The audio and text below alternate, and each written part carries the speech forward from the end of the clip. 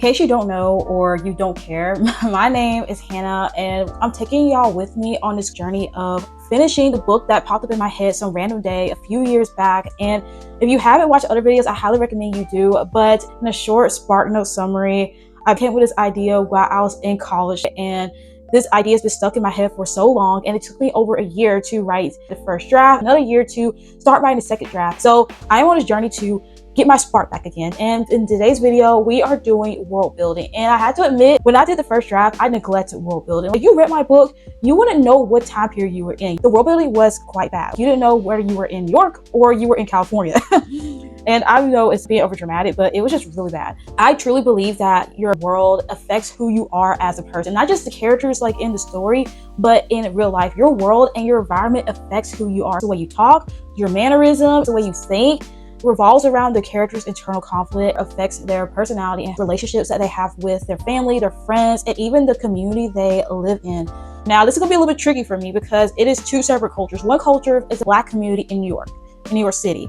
And the other culture is like European, French. My story is set during the late 60s and the early 70s, which is going to be a really big challenge for me. Maybe I can ask my parents some questions and get some ideas and facts I could put into my own book, because if anyone can tell me anything about that time period, it's the people that lived in it. Today is just gonna be a lot of research. But I just want to do enough for today where I don't fall into the trap of endless research, endless planning. So I asked myself for the second draft, how much research and planning do I need to put into world building? I just want to do enough for clarity. I want to make sure when I do this that it actually is going to be put in the book.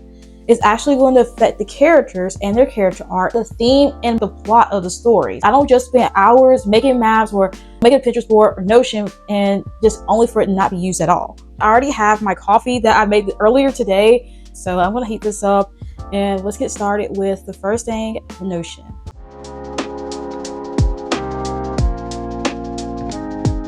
I did my writing ritual or routine. I got my cute, cozy autumn setting in the background. I got my half-drunken latte. This was supposed to be a white mocha cinnamon latte. And it came a little close to it, but it's still good though. It's a little too hot for me to drink right now, but we'll put it off till later. I am going to start with Notion. And the reason why is because I don't want to be so caught up in just spending hours scrolling through Pinterest, because I don't know about y'all, but I am obsessed with Pinterest. I love Pinterest. There hasn't been a day that has gone by that I haven't been on Pinterest because I love it so much. I love looking at cute pictures. I love building boards. This book, I probably made 2 or 3 Pinterest boards, but I really want to focus on Notion. It will help me filter out the parts that are most important. It allows me to ask myself what all is relevant to the story and what is relevant to the story. And Abby Emmons says, how does this make our story matter? And I want to use Notion as my database. Whatever facts or knowledge I have, which is for 1970s, I want to collect data on or information about how the women dressed back then, especially the Black women. What was their hairstyle? What type of clothes did they wear? How did they talk to each other?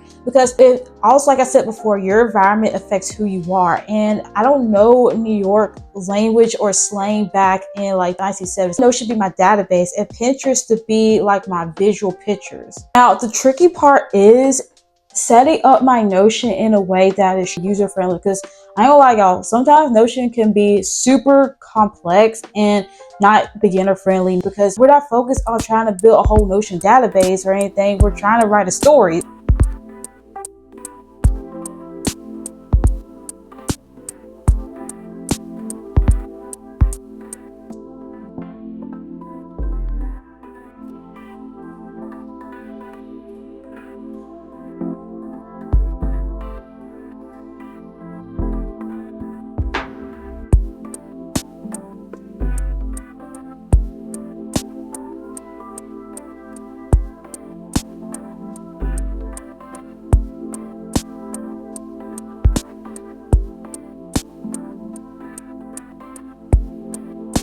So that is done, and so is my coffee. I think I have a severe coffee addiction because I am already craving another cup and I haven't even finished this one. So I'm gonna be so real and transparent with y'all. I spent about almost an hour trying to set this Notion up, and when you look at it, it was simple and you're like, Hannah, why did it take you so long to set that up? I had to figure out how I wanted to lay this out I want to be so simple to access. If I write a scene, I can just pull up my Notion like that and just write it quickly. Look it up quickly and get back to writing. I don't want to dig and scramble. Oh my gosh, where's information at? Let me hurry up and scramble and find it. Right now, I want to show you guys how I lay out this Notion.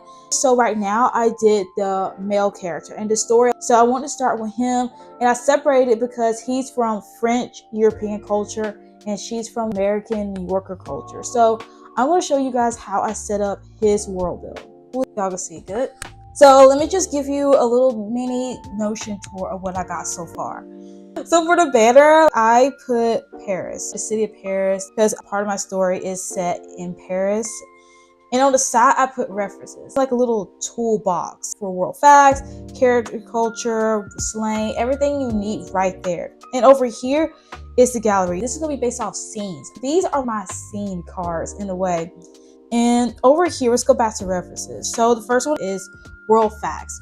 Basically, the government laws, alternate history, but I did want to keep in mind things that actually happened during that historical moment. During that time period, I include character culture. Now, this could be what type of food would they eat, what type of clothes would they wear, and also most importantly, the treatment of men and women. He's French. I gotta put some French words, and this is gonna be a bit tricky. I'm gonna put some common words of slang he will say in French.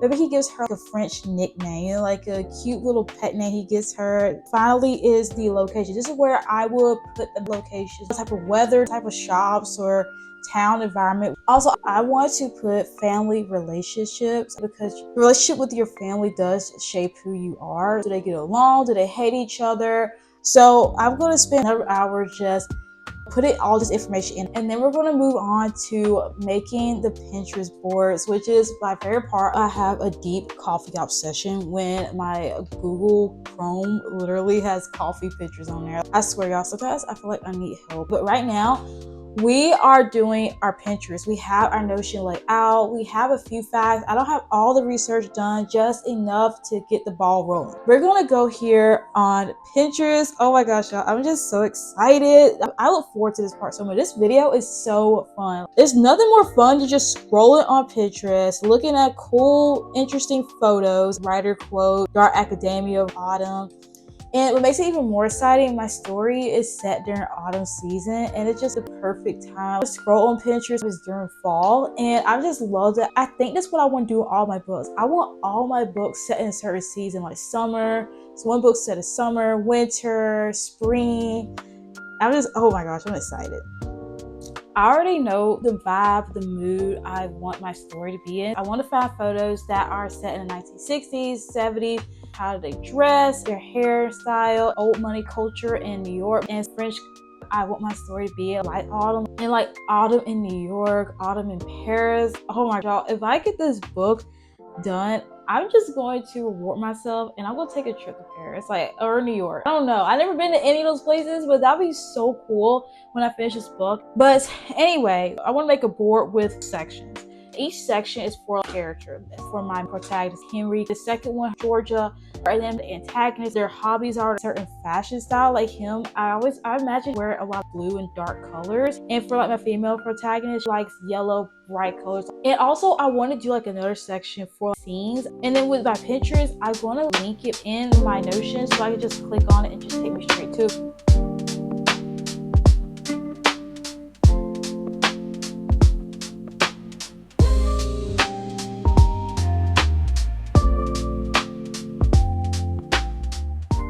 So I just got through making my Pinterest board, and I had to say, y'all, that was fun. Just an excuse to be on Pinterest and scroll. I know I'm trying to avoid doom scrolling and put in things that don't really matter to the plot, but at the same time, you just want to have a little bit of fun. So I was like, you know what, screw it, who cares? It's your Pinterest board, it's your mood board, it's your world building. Do what you want, make it fun. Don't make it something like a dreadful task or an assignment. So I made my board, guys, and I have to say, I love it. It screams old money, fall in New York, autumn in Paris. I do have all the characters, and I made little sections that represent clothing, quotes, everything that just represents who my characters are.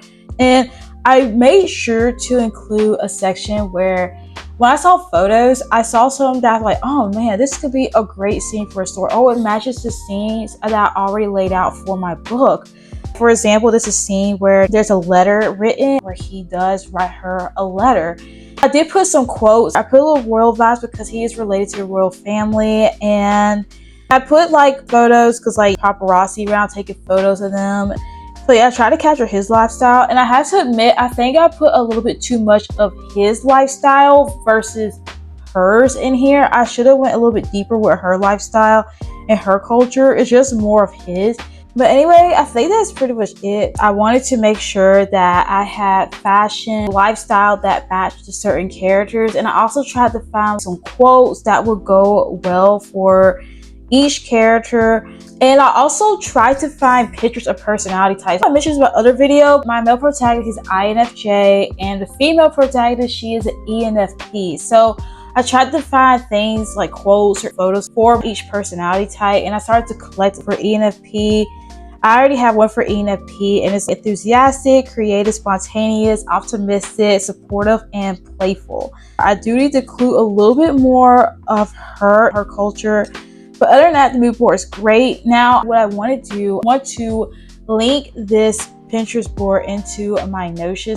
Now, like I said, I do want to put some pictures from Pinterest onto my Notion gallery view that I made earlier in the video. And I know this is not a way a lot of people probably world build. I think everybody does it differently. I see people draw up maps. I see people just simply straight up write it in a notebook what they want the world to look like. But it doesn't matter how you world build. It's just whatever works for you, and how it's going to affect the story is all that matters. I'm not even sure my way is 100% perfect. It's just something I enjoy doing. I love Notion, I love Pinterest, and I just wanted to put them both together.